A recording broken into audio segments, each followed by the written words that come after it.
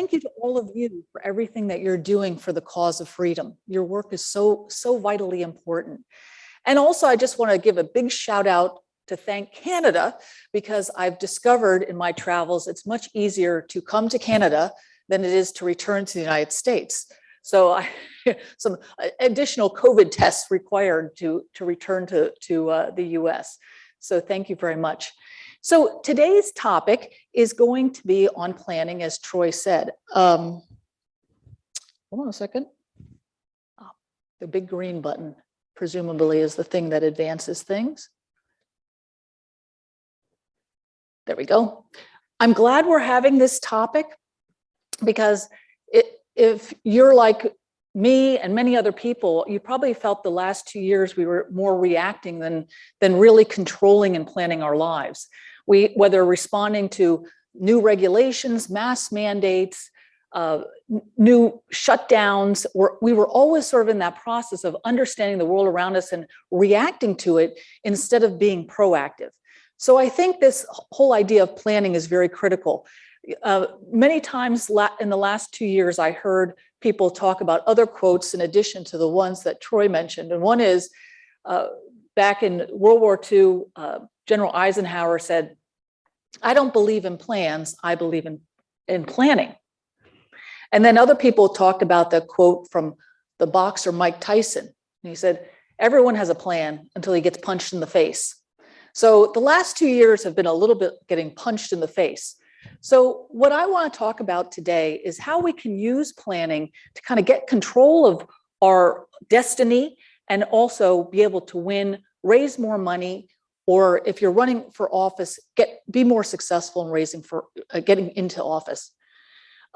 One important lesson learned that my husband and I learned in the context of COVID, and that is, nothing attracts a new project like an unfinished old one. Did anyone else experience that? Because it seemed like every day during the shutdown, we didn't have a lot to do. You couldn't go out, you couldn't go to restaurants, there was no entertainment. So we said, let's take on some projects. So we said, let's renovate or update our kitchen and reorganize it. That, by the way, is a stock photo and not our current kitchen. We said, let's fix the fence. The fence needs fixing. Let's paint the living room. We had a different project practically every day during COVID. And I have to tell you, without any prioritization or focus, we actually accomplished very little. The living room is mostly painted, but we didn't get the other things done. And so what I want to actually emphasize today is something a little different, in that whether you're running a business or a nonprofit or doing something like that, there's often this incredible desire to do more ideas, more projects, more products. And in fact, I want to argue today that we actually sometimes are much more successful by doing less with focus. Otherwise, we take on so much extra effort, extra work, and we don't spend the time and effort on the things that are truly important. As someone once said, if you do something unimportant well, it's not going to make it important. Tim Cook of Apple said, "We don't turn down 100 good ideas a year. We turn down 1,000 great ideas." That was $378 billion was the revenue of Apple last year. Focus and prioritization, very important. So how can we use planning to give us this focus, overcome some of the challenges that we're facing, and there are some serious ones now and in the future, accelerate growth and fundraising, and win? We have to win for freedom. It's absolutely critical. So what are we seeing right now as some of the challenges we're facing for organizations or candidates in the free market or conservative sphere right now? What are some of the things that we're facing? Anyone? I'll start with something is we're starting to experience and seeing more is there's a lot of economic challenges right now. Whether it's the concern with the supply chain, there's inflation going crazy, labor, shortages affecting the nonprofit sector. And hey, if a recession hits, if anyone in this room remembers 2008 and the recession that hit at that point, it really had a detrimental impact to the nonprofit sector and to major donations. So what else are we concerned about? Lack of volunteers.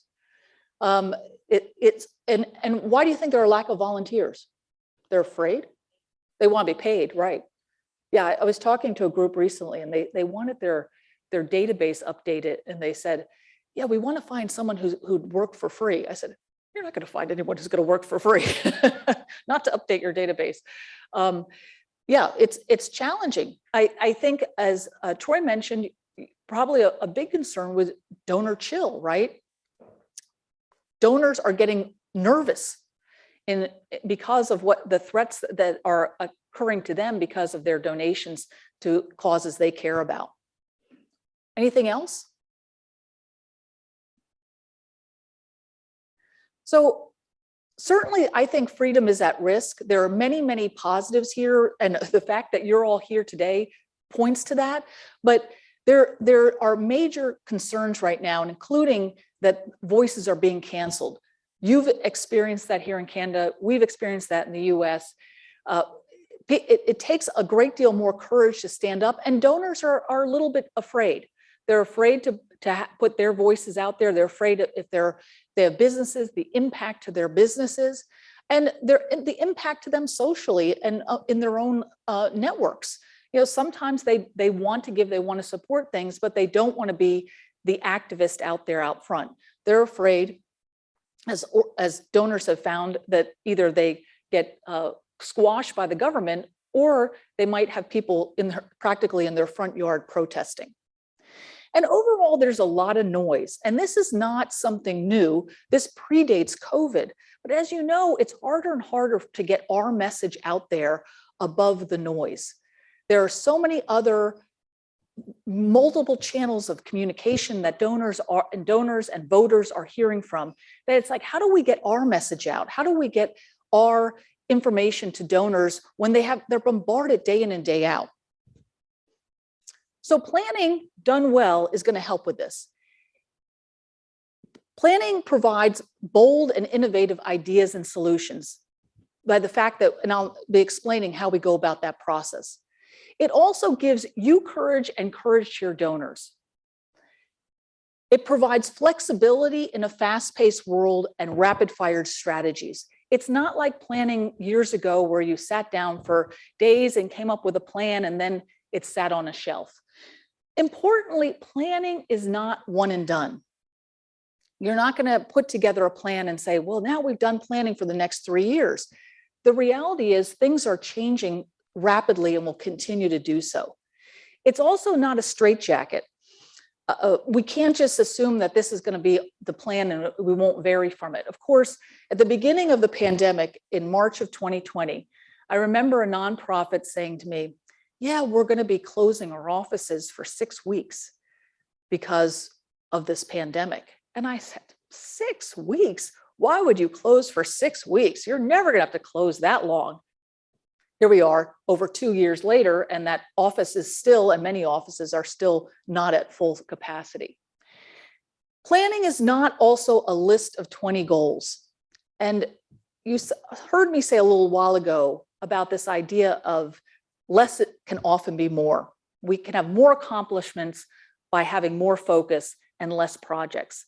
A lot of time, traditional planning can be very valuable, but we end up with this enormous list of things to do. And then we go back to our office or sit there and have to realize we haven't answered 1,000 text messages and emails. And those big goals, that 20 goals that we have, go flying out the window. And likewise, we had all these grand plans, lots and lots and lots of projects during COVID. And the reality was we never got really anyone except maybe part of one accomplished because we just took on way too much. So I want to share with you how we can go about doing this. As I said, one of the things that I want to emphasize is that we need to really think about how we can take better control of our narrative and what we're going to be doing to encourage donors and voters to be with us and connect with us. So one of the first things I want to ask a question about is, for the organizations here that are nonprofits, how many, raise your hand and say, do you have a mission statement? If you have a mission statement, raise your hand. Okay, for the ones in mission statement. Okay, keep your hands up. And then do you have a vision statement? Most of you, some, half and half. Who? Go ahead, David, tell us what your vision statement is. Parliamentarians and diplomats everywhere living and leading wholeheartedly for Jesus. Great, great. So one of the things I want to emphasize is that we need to think about a big and bold vision. Years ago, President Kennedy of the United States said, we choose to go to the moon in this decade, a big and bold vision. I have a dream, a big and bold vision. David just shared a vision with us.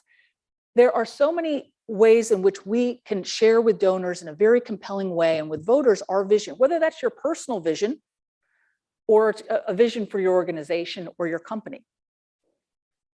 So when I think of a vision, the way I best define it is what the world or what Canada looks like if we're successful in carrying out our mission. So think about that in that framework. Now, for those organizations or people who already have a vision, maybe it's time to do a reset. This would be a good chance if you're a nonprofit to involve your team and say, is it time to look at our vision again and say, is it big and bold, especially in the context of what's going on in the world today? But think about that question of what is it that, what is the world going to look like? What is Canada going to look like? Where are we going? How are we going to get there? What is our vision? What's the thing that really is going to give us the power that's going to drive all the rest of our actions within our work, whether organization or in an election? Peter Frumkin is a professor and a scholar from the University of Pennsylvania, and he's done a lot of study of nonprofits in the US and around the world. And he says, all the clever positioning in the world will not help a nonprofit that is unclear about its objectives and why they should matter to others. So we're going to talk some more about Peter Frumkin a little later because he's done some interesting things on branding. But we have absolutely got to focus in on this vision question and the clarity of understanding where we're going with our organization and our work. So secondly, we need dynamic planning, not static planning. First of all, we look at two things that I think are absolutely critical for planning. One is a trend analysis. So a lot of times when we're planning for the growth of our organizations or where we're going, we don't always take into account what is going on around us, the political, the economic, the social impacts on our work.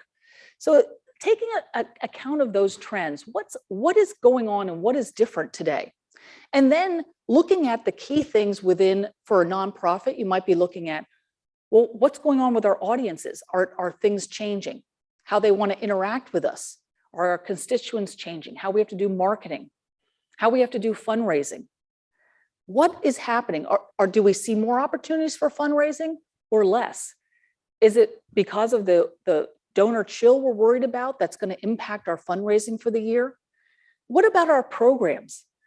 Do we need more programs? Or maybe we need to actually let go of some programs. Might be a time to revisit our programming and our objectives there. And again, on marketing, are we really getting our message out? Is it time to change? So a trend analysis of looking at what's going on in the world, what's going on in our own organizations, and then being able to map that out and say, okay, we've got to develop some strategies to address these trends. We're not going to stand still. So for example, many organizations had grand plans I saw in the US a few years ago to, in a very simple way, expand space to have office space. Well, people aren't working in their offices anymore. It's an internal trend, but they have to adjust to that. The second thing is a competitive analysis. I get the opportunity to meet with a lot of new organizations or newly formed nonprofits in the US. And invariably, the person will say to me, we're starting this organization and what we're doing is so unique and nobody else is doing it. And I say, well, okay, but I know about this organization doing that, and this one over here doing that, and this one over here. And they said, well, we didn't even know about these other organizations or what they're doing. So I think any business does this, and certainly every nonprofit should do this. If you're a candidate, certainly you're doing that sort of candidate research all the time, opposition research, as sometimes I call it. You have to do a competitive analysis. And this is not to say we're not friends or in a network, but you've got to figure out for your own organization, what is your comparative advantage? Remember we said there's a lot of noise out there?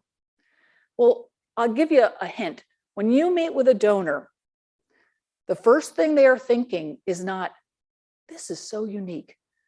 What they're thinking is, what is this like? What does this remind me of? So you really have to strengthen your comparative advantage. And what I would suggest is, for nonprofits, is make a little chart, a table, and list the organizations that compete with you for either funding or programmatically. They're working on the same programs, or they perhaps have donors in common, or you would think would have donors in common. And then list the key attributes of your organization. The year it was founded, your mission, your vision, maybe the programs you're working on, the key people, the experts, if you have a board of directors or trustees, your vision, what are some of the things that really distinguish you in the media or in social media? And then fill that out for as much as you can for the other organizations and decide what are your strengths and weaknesses in all those areas.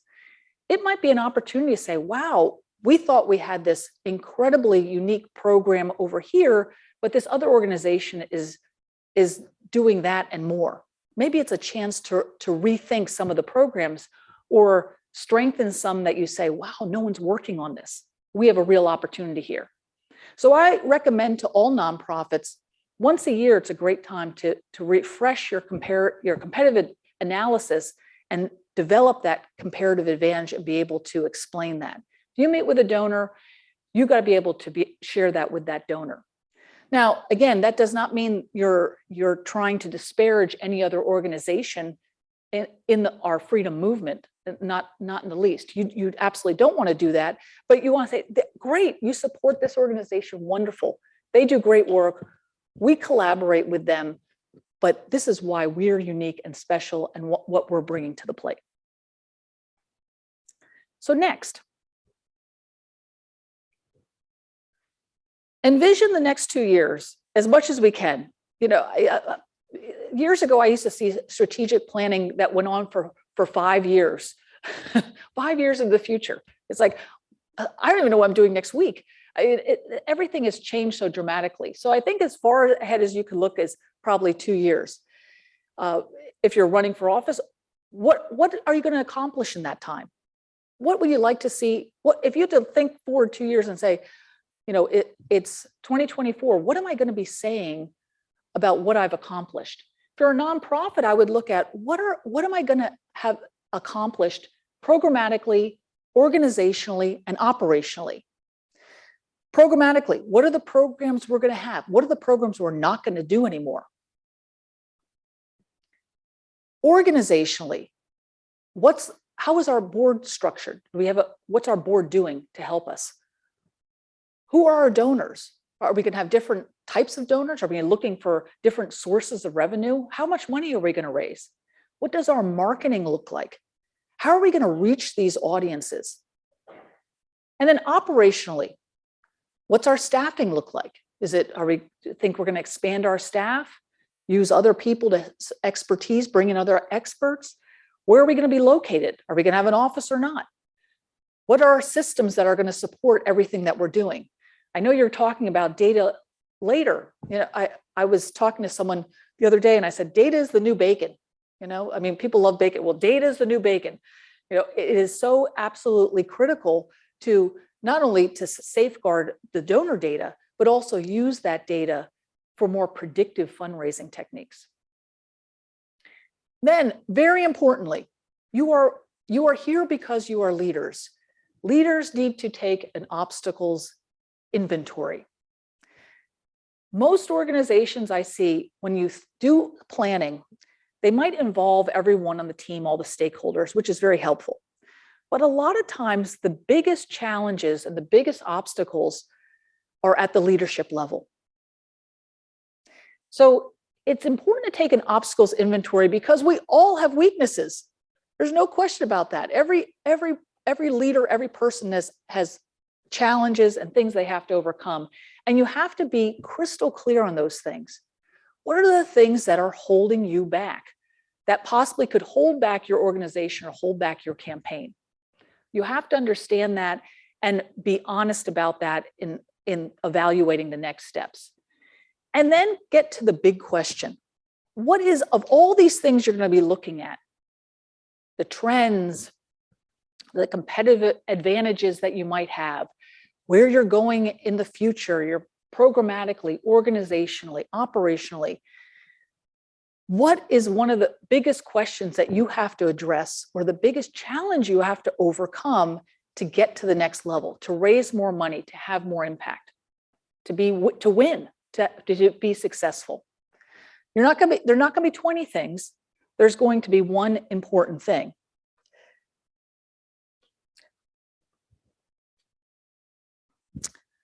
Then next, what we want to do is develop then the strategies that are going to allow us to address that big question, or the WIG, the wildly important goal. What is that one thing that we have to really address? You might have one or two really big goals, but you're not going to have 5 and you're not going to have 10. You've got to focus in on the biggest things. That focus will allow you to advance more rapidly than anything else. Because remember, we talked about, you have so many goals, you come back to your office and you think, okay, great, we got to work on all these goals, these big goals. And then you're just swamped in the day-to-day of all the other activity you have to take into account every single day. Track lead measures. What do I mean by that? Well, once you figure out what the strategies are. So for example, if you said, as a leader, one of my obstacles is I don't like to ask for money. Okay, and you have to fundraise. So you have to think about, what's the strategy I'm going to employ to overcome that? Is it going to be taking training? Is it going to be working with other people in the organization to maximize some of the strengths the other people do and bring to the plate? You have to think about what that is. What is that going to be? How are you going to address that big question? If your problem is, we're not sure right now, our big challenge is we have donors who've given to us but haven't given another gift. They're not renewing their support. They're not giving again. Okay, that could be a serious challenge moving forward. So thinking through the strategies, it's easy, I think, for all of us to look at what I would call lag measures, the after the fact measurements. For instance, donors aren't renewing. Okay, so we do a report and say this percentage of donors renewed their support and this percentage of donors did not. You really can't have any influence over those numbers and those measurements. It's a fact, it's after the fact. I would suggest you think about the lead measures. What can you do to influence the outcome? So in that case, if you want donors to renew their support, you've got to think about, how am I engaging with donors? Do I have to change that up? If donors are afraid to give or concerned about giving, what do I have to do to give them that reassurance that not only they can continue to give and support us, but they really need to if they care about freedom? I would say lead measures are a little bit more challenging to come up with because sometimes they're more qualitative than quantitative in an organization. But you've got to think about what's going to influence your strategies, not just what happens after the fact. And then finally, keep on keeping on. I think one of the biggest mistakes a lot of people make when they're starting a business or running a nonprofit or probably even running for office is they think the other guy has it all figured out. I assure you they do not. Whoever they are, whoever's your friendly competition or whatever, they don't have it all figured out. They all have challenges. Very large organizations have challenges just like small organizations. They have different challenges of growth and other things, but they have challenges too. And when I see organizations over time succeed, when I see businesses succeed, it's not because of an overnight success. It's because they keep on keeping on. They come up with their plan. They have measurements. They have their vision of where they're going. They adjust as necessary, but they keep on and keep working towards that goal. There are very few overnight successes, and some of the most successful ones I've seen over time have been doing work in the freedom movement for decades. So I want to encourage you there. So next, connecting with donors. Troy mentioned Morton Blackwell. As many of you know, he runs an organization called the Leadership Institute in the United States. One of the other things Morton often says is, you can't save the world if you can't pay the bills. We have to raise money. This requires money. This whole effort requires money. Campaigns, nonprofits, whatever, we need money. So I want to share with you over my observation over the years of what my definition of success is. First, getting the interest and attention of potential donors. And secondly, building a trust relationship. Write this down. Fundraising happens at the speed of trust. I know everyone wants to find those huge philanthropists who are just going to show up one day and give you a lot of money. We know there are billionaires out there. If we could only get to one or two of them, it can fund all our efforts.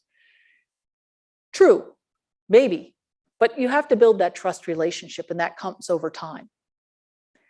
So what I want to talk a little bit first about is, how do we then get the interest and attention of potential donors? And this goes to what I would say is your case for support. A case for support is really basically how we explain to donors or voters why we are worthy of their money. And what I want to begin with is probably the most important thing that we run across when we're working on a case for support for a nonprofit or talking to somebody, is asking them, what is the problem or challenge we face? What is the most important or most serious challenge or problem facing Canadians today? Now you might say, well, that's obvious. There's a number of things and it's all obvious. Well, think about this. Donors and voters are not thinking about you every day. We think about them because we want their money or their vote or both, but they're not thinking about us. They are relying on us to interpret the world for them. Using our experience, our knowledge of policy, our knowledge of the conservative space, they're looking to us. So we have got to be crystal clear on our problem or challenge we face. A lot of times I talk to nonprofits and I say, oh, tell me about your nonprofit. And they start by telling me what. We're doing this, and we're doing this, and we're doing this. They're telling us the what, not the why. They're telling what we're doing, but they're not explaining why they exist or why there is such an important need or problem out there that they are addressing. So what I would say is, think about that in your positioning of any of the work you're doing. You want to start with that problem. That is probably the most compelling thing in everything in fundraising. If you've ever read any appeals online, anything that comes in the mail that might be an appeal for funds, read them carefully. And you'll see as you're reading them, one of the first things all these communications do is state the problem. Because that's where you really inspire passion in people. So understand what that problem is. Secondly, why is it important and urgent? Donors have full lives. They have many, many things they usually support. Not just, even if they're passionately conservative, they might still be supporting a hospital or some organizations to help dogs or something else. they're not one-dimensional. So we have to constantly remind them why is our work particularly important or urgent? How can we create urgency? This is challenging. I would say this is very challenging. I've always said that I would think it'd be easy in some ways to just raise money for a children's hospital. So all you have to say is, I work for a children's hospital. You don't even have to explain anything else. People understand the importance. They understand the urgency. They care. They're emotionally connected. But when we're talking about ideas, we're selling ideas for the future, for future freedom, for future prosperity. That's a little more challenging. So we've really got to connect our work to the important and urgency of now. We have to be able to explain, why is this an opportunity for change? This is a problem. This is urgent, but this is a chance. This is an opportunity. I was reading something not too long ago about the American Revolution. And, when you're a kid in the US, you read these, I have no idea what they're learning now. They probably don't learn about the American Revolution anymore. But anyway, there was a time where you learned about the American Revolution. And it was always like, rah, rah, everyone in the colonies was really supportive and they wanted to get rid of England. And this was all great. Well, in reality, we know that a third of the people living in the colonies at that time were not supportive. They were supportive of the British. They wanted British rule. A third didn't really care. And there was a third left who were the patriots. Wasn't the majority, wasn't even half of the people living in the colonies at that time cared enough about freedom to fight for it. So it's easy to feel like it's David versus Goliath all the time. We're the small group, but it doesn't mean we need to be discouraged about that. A small group can make an enormous difference. Then think about, after you've determined this problem or challenge, or perhaps it's even an opportunity, but then how can you or your organization be part of the solution? You can't talk about solution, the what, this is what we're doing, without connecting it to a problem. You need to connect those two things. If we are doing this project and we think this project is so vitally important, then what problem is it solving? Connect the dots for your donors. And then finally, going back to your competitive analysis. And then within that, what are your comparative advantages? Why are you important here? I was talking to David earlier on at my table, and I was saying there's been a group I've been helping for the last year or so. And it's interesting because it has nothing to do with policy or the conservative movement, which is pretty rare for me to be involved with a group like that. But they're a good little group. They help build wells in Africa. And they're small. And many of you are probably familiar with some of these very large charities that are helping in providing fresh water in Africa. So we did their competitive analysis, and we said, okay, well, they're not going to compete against these huge organizations in any real way, but they can have some comparative advantages. And what we found was, even this small group is they had an advantage because they were able to focus in one small region of Africa. They weren't all over the country. They weren't all over the continent. They also had actually a better success rate with some of their well building because they were focused and they worked in this one region. They went back often. And I've learned a lot about building wells, but building a well isn't you just build a well and go away. The community has to stay involved, it requires training, and it requires a lot of training on maintaining all the equipment. And they have to take in tariffs and fees in order to do that from the community. So this organization, small though they were, really had some strong comparative advantages. So likewise, you could think, well, we're really small. Well, okay, but you still have some advantages. And that size might also be a huge advantage. You can be very nimble. I've worked with some very large organizations out there that in order to get anything done, it's like, okay, you have to go through 18 chains of command to get something accomplished. A small organization says, okay, we can do that tomorrow. So use whatever you have to be able to share with donors why you are special in this particular area. Okay, fourth. So who is this man? Does anyone know? The Merchant of Death. Merchant of Death is dead. This is Alfred Nobel. You've heard Nobel Prizes. Swedish man who invented dynamite. And some of you know this story. At one point, an obituary was published by a French newspaper saying the Merchant of Death is dead. You know, this good. He invented dynamite, he's gone. Well, the only challenge was he wasn't dead. He was very much alive.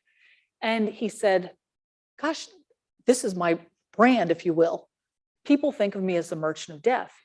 So there were a series of things. He said, no, I'm going to use some of my money and actually establish the Nobel Peace Prize. And people know much more about the Nobel and the Peace Prize, certainly, than they know of the fact that he invented dynamite. Now, I don't know why they called him the Merchant of Death.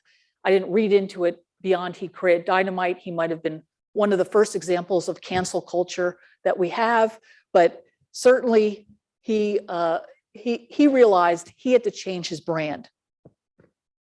So I ask you this, what is your brand? Your personal brand, your organization's brand, what are you known for? If someone thought of you or thought of your organization, what's the one thing that would come to mind? Important to think about. So many times we think I'll tell you this. So we all know Americans are boastful people. We're boastful whether we should be or not. We know this. But I'm not saying you have to be boastful, but you have to tell your own story. If you are not telling, if you not are in charge of your own narrative and your own brand, nobody else is, right? And you think of, obviously, there's so many successful brands out there that you just have to say one word and you know what it is. When you say McDonald's, it's not like, oh, is that Scottish restaurant chain? You know, everyone knows what McDonald's is. There's so many different brands out there that have just built over time that you just have to say one word and you know what it is. So think about this and how you can focus on building that brand. Because remember, we said at the beginning, one of our challenges ongoing is to get above the noise. So let me share with you, I mentioned Peter Frumkin at the beginning. Peter Frumkin put together a number of studies. And one of the things he said are, what are the building blocks of nonprofit brands? And this really applies to lots of entities, businesses, or even personal brands. But first is that having that clear impact claim. And remember, I said, we talked about the case for support. What is the impact claim? What's your vision? What are the things that you're going to say that you're going to achieve and that you're going to be able to share with donors or voters? Secondly, recognized leadership. Now, that does not mean you have a leader who is a superstar that everyone's going to know, but that there is a leader and that leader is truly leading. Impressive funders. Well, that's nice to have. And that certainly helps build your brand. Not every organization starts that way, but it certainly the fundraising becomes a big part of the success story. Influential partner organizations. Who are you networking with? Well, you're here, so this is certainly a great start. But thinking about that beyond this conference, how can you network with different organizations to advance what you're trying to do? Effective communications, and I would say part of being effective is not only the message itself, but the consistency and the regularity of those messages. Donors don't think about you every day. There's a lot of noise out there. We've got to communicate with them regularly. And with that focus, so we're not sending out 10 different messages every day about, oh, we're taking on this project. Here's this project. Here's another. I've seen organizations come up with so many different brand names and taglines that donors have no idea what they actually do. Replication, number 6. Other organizations are trying to copy what you're doing, or your ideas are gaining traction. Organizational age and budget size. 7 and 8, that just comes with time. As you grow, that builds your brand. Your budget size ideally is growing with you.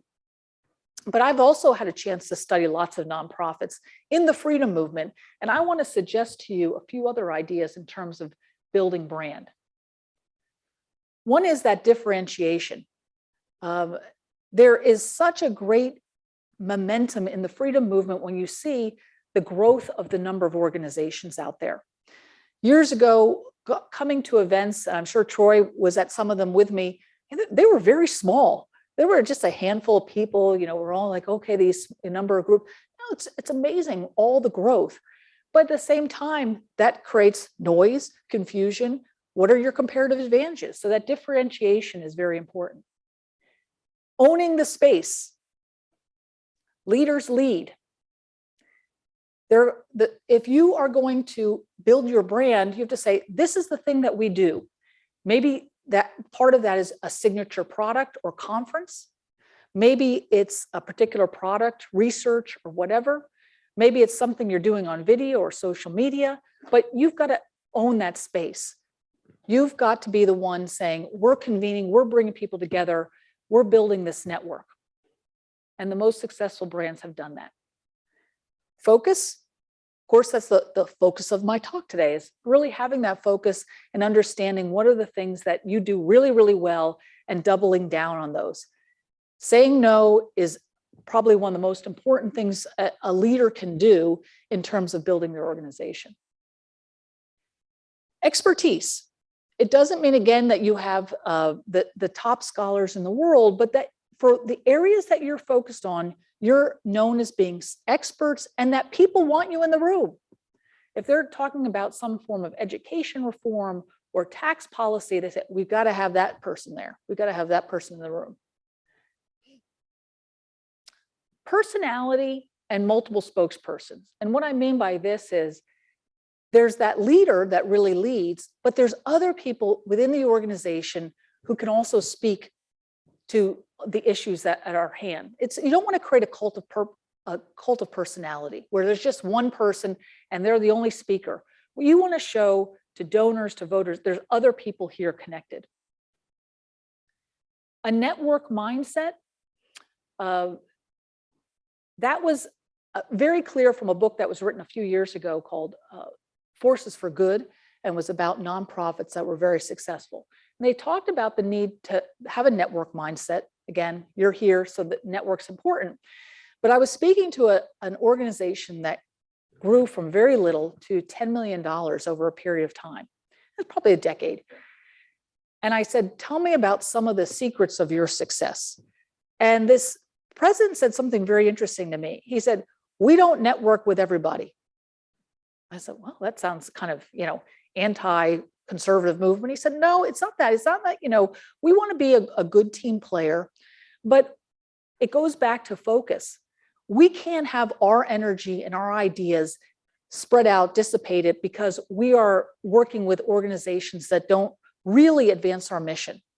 So having that network mindset, yes, but thinking again, you only have so much time. Money, Peter Frumkin said budget size. I would just say fundraising. The organizations that build their brand are doing fundraising, and they're doing it consistently. They're working with the team. The CEO plays an important leadership role in that fundraising, but they also recognize that fundraising, it doesn't lead the organization, your mission does, but at the same time, the donors decide. The donors decide at least on the priority of our work. So that is a very important part of planning and going back and saying, what are the trends and what do our donors care about? It's not to say you're going to abandon your principles or abandon key projects necessarily, but you also have to be realistic of what you actually can raise money for. And that changes in the donor mindset over time. There are things right now I see in the US that a few years ago that no one would have raised a dime on, and now they're raising millions of dollars because the donors are particularly important with that, and they find it very important. So I want to summarize here because I want to have time for a number of questions that you might have about planning or about fundraising in general. Planning helps you really hone on that mission and perhaps revisit that mission as necessary. And I think at this point, we have to really say, is our vision big and bold enough? That's what is compelling to donors. That's what we need in the freedom movement. Planning also gives you that focus on what we need to do now. There was a book written a few years ago called Essentialism. I think the subtitle was The Disciplined Approach to No. And he said, if it's not an enthusiastic yes, it's a definite no. So think about that. Could we apply that probably to our lives as well as to the work we're doing? We have to think about how we connect and communicate to donors on an ongoing basis, but we have to sharpen our case for support. We have to get to understanding what the problem is and how we are so important in solving that problem and so essential to solving that problem, and why it is absolutely important and urgent for donors to get on board. And then finally, we have to build our brands. We have to get above the noise. And that means our personal brands. What are we known for? Secondly, what are organizations? If we're running an organization or a business even, what is our brand? When people think of us, what's the first thing they think? What are they going to recognize about us? And how then, in any brand, of course, that repetition of sharing that brand over and over and over again is so absolutely critical.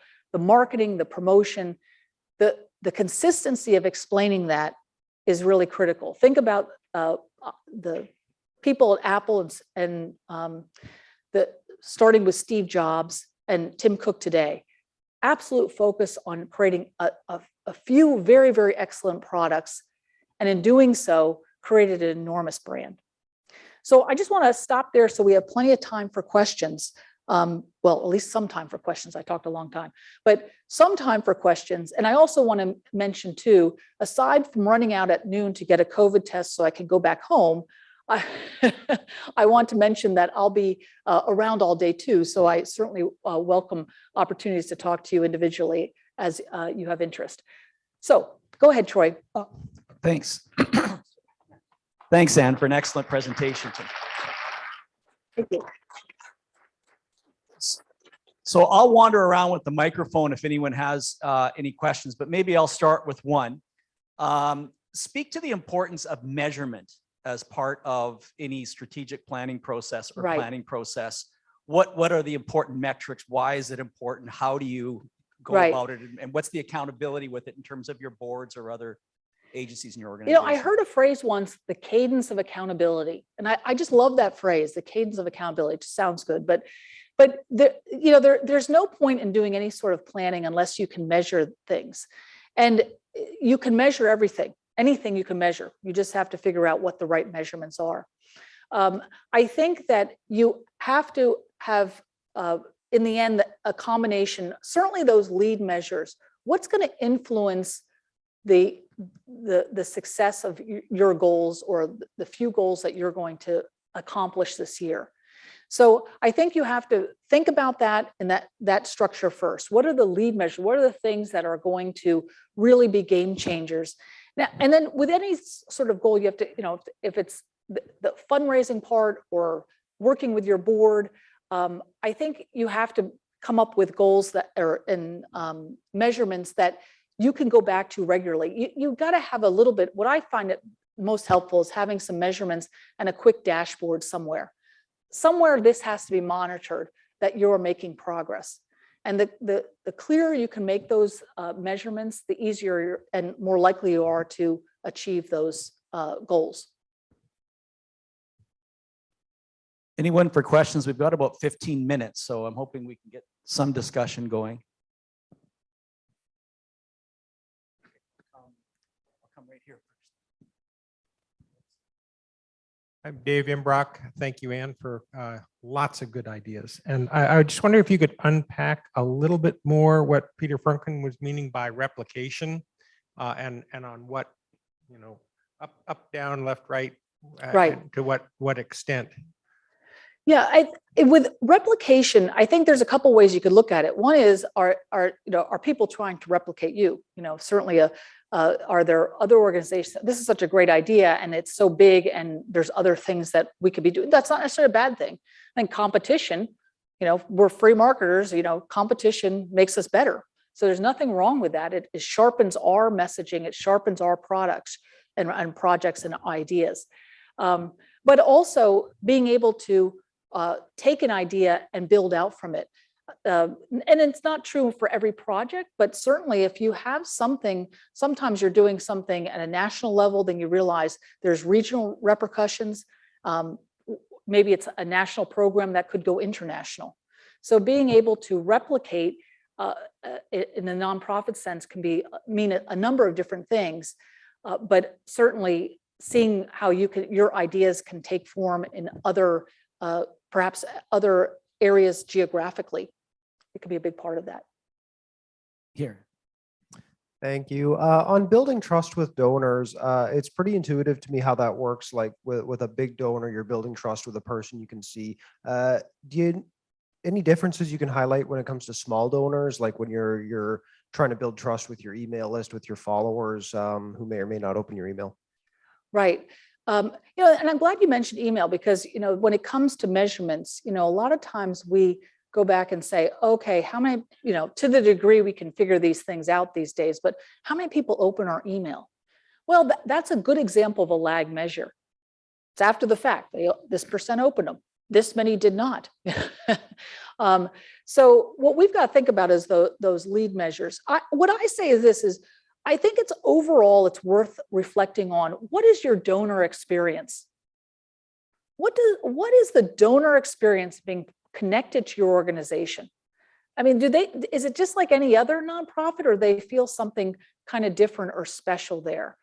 So many times we send things out and donors don't see them. There's too much noise. So part of it is, well, can we reach them in some other way if they're not opening it? And sometimes we have physical addresses, sometimes we don't. There's a lot of challenges with what data we collect. I understand that, but thinking about it, are there other ways? And if they're not opening our emails, why the heck not? Why do we have some organizations have very low open rates? Well, something has to change. What's our lead measure then? What are the things that we can do to influence whether or not they open it? And I find that a lot of times within the free market movement, we have a way of communicating that is not all that interesting to donors, or we get very policy heavy very quickly. And sometimes donors they just don't have time to read it, or don't really think, I don't know if this really applies to me. So what I would say is take a look at the emails you open all the time and think, why do I open these? And then what are the things you have to do to get that change that dynamic with your own organization? We've got to find new ways to engage them. And if there's nothing else, if you have loyal donors who've given that are more difficult to engage with, there's a lot to be said in a certain segment of donors of handwritten notes. I don't know if people still do those, but people never get handwritten notes. And that can be effective. Organizations in the US, I know, also use postcards a lot. I don't know if you can do that here, you've done that, but postcards are guaranteed to be read. They're easy to send out. There's something also called a postogram. It's an app. It's a nice little thing that if you're doing something out in the field, you want to take a quick picture of something, you're having a meeting, something good's going on, it can automatically generate a postcard that they mail out, which is kind of nice. Donors get that postcard. So, okay, other questions? Yes, Anne. I noticed you were talking a lot about freedom, and you got me thinking about applying that. I'm Glenn Sheridan from the Canadian Equal Parenting Council, and we advocate essentially for parents. And you've got me thinking about applying that to parenting issues, which is, the freedom to parent your own children. Now, there's a similar organization in the States, National Parents Organization. I don't know if you're familiar with it, but they talk about parent rights, but they really don't talk about it in those terms. So my question to you is, if I'm thinking about applying the concept of freedom, which may resonate with the freedom protest that occurred this year in Ottawa, that if I'm trying to apply that to our issue of advocating for parents, what should I be thinking about or testing or planning for in trying to apply the concept of freedom for parents to the issues that I work on? Well, I would go back to that case for support and say, what is really the problem here? What is the problem? There's a great thing I heard about stories. Every story has three main characters: the villain, the victim, and the hero. Okay. So in something like that, sometimes I have to, it helps me frame things up pretty easily. Okay. Who's the villain? The government? Who's the villain in your story? Lawyers?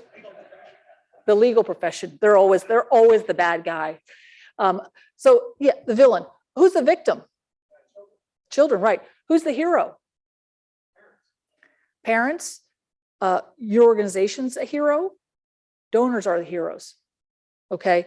So I think starting with the clarity of that problem and saying, this is what's going on and affecting our children today, but it's really connected to broadly our freedoms as human beings, as citizens.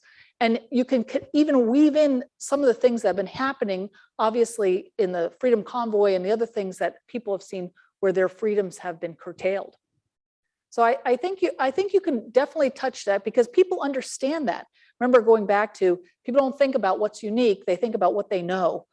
So connecting that to something that they know, I think, can be very powerful. Hi, Anne. Hello. You've talked a lot about needing to have a vision and a mission. And I'm wondering if you can go a little bit more in depth on maybe some simple steps of how to build that from the ground up. Right. Well, some organizations, you can look around, a lot of organizations have built their vision and mission. I certainly think if you're in an organization, this is something that would involve the board. But what usually organizations mostly, that they might have a vision in mind, they oftentimes start with their mission. So they want to think about, a mission statement usually includes the audiences that we're going to be dealing with, and then the programs and impact. So that might be the three things that you want to weave into a mission statement. And what I recommend is taking a look at, there's just so many organizations have good mission statements, looking around, seeing how other organizations position themselves, especially if you do your competitive analysis. Who else, what are they saying themselves about their mission? And then from that, I would say, is thinking again, if we're successful in this, what does Canada look like?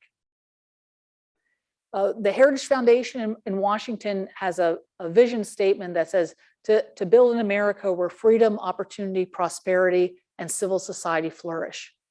It's positive. Don't make your vision negative, to fight the left, crazy lefties. That's not your vision. Think of it as something very positive and aspirational. I mean, you're sort of grounded, but it's big. And it's exciting for donors. I hope that helps. What advice do you have on not getting stuck in a rut? Finding things you're pretty good at, getting complacent, and sort of neglecting opportunity and going stale. How do you not do that? Yeah, that's a good question. I think part of it would have to be going back to, I think I'd have to say,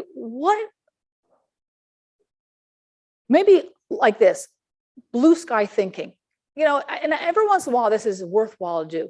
Saying, first of all, if we were starting a new organization today, what would we be doing? And secondly, if money were no object, what would we be doing? So sometimes you have to upend things, especially if you feel like you're getting in a rut. I think the competitive analysis helps. Again, don't be discouraged by that, because not everyone has it all figured out, I assure you, but seeing what other organizations are doing and then saying, okay, let's wipe the slate clean and start by standing back and saying, if money were no object, if we could do anything, what would we do?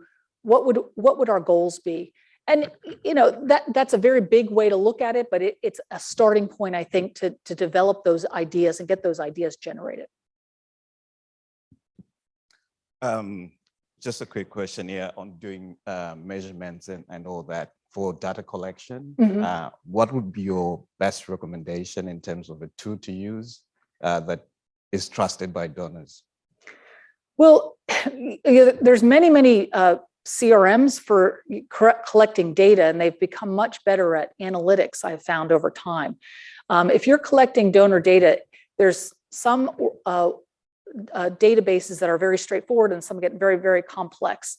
A lot of organizations I know use Salesforce, but I would just, I don't know, is anyone familiar with Salesforce? Some people use it, it has its pros and cons. It's off the shelf and you can use it, but you have to customize it a great deal and invest a lot in that.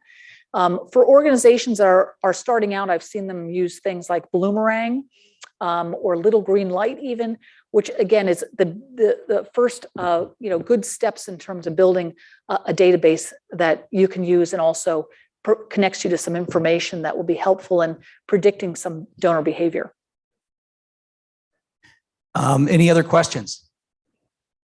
Okay, well, seeing none, I think we'll cut it off a little bit early. Anne, you're here with us today and Yes. staying with us tonight as well. So you'll have an opportunity to mix and mingle. Again, thank you Thank you very very much much. for joining us. Thank you.